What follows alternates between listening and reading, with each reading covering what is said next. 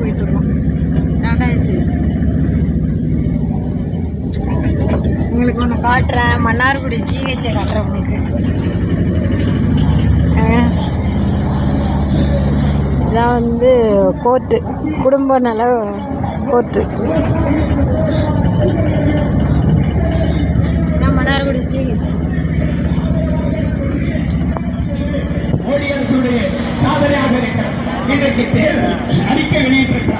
என்ன சொல்கிறார்?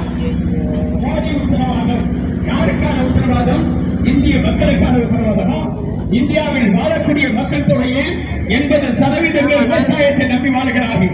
இன்றைக்கு பிரதமர் மோடி சொல்கிறார், அதானிக்கும் அம்பானிக்கும் உத்தரவாத பத்திரம் என்கிற பேரில் இன்றைக்கு அவர் வெளியிட்டிருக்கிற தேர்தல் அறிக்கை வெளியிடுகிறார்.